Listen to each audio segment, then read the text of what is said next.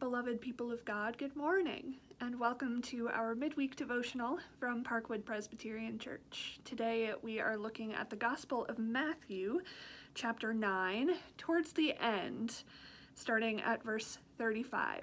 Now, Jesus has just been on this long string of healing, and then this happens. Then Jesus went about all the cities and villages, teaching in their synagogues and proclaiming the good news of the kingdom and curing every disease and every sickness.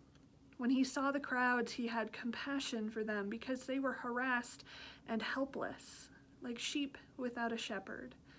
Then he said to his disciples, "The harvest is plentiful, but the laborers are few.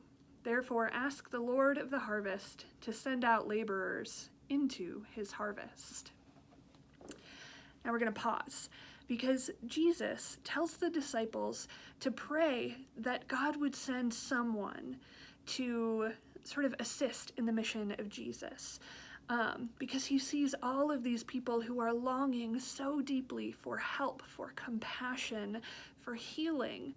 And so he tells his disciples to pray that God would send someone out to help with this harvest. That ends chapter 9, and then chapter 10 begins with this. Then Jesus summoned his 12 disciples and gave them authority over unclean spirits to cast them out and to cure every disease and every sickness. These are the names of the 12 apostles.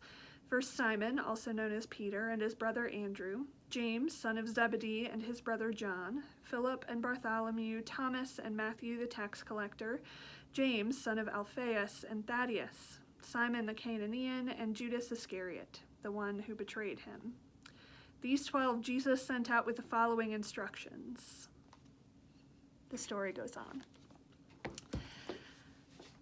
Jesus sees these people in need and says, pray that God would send someone.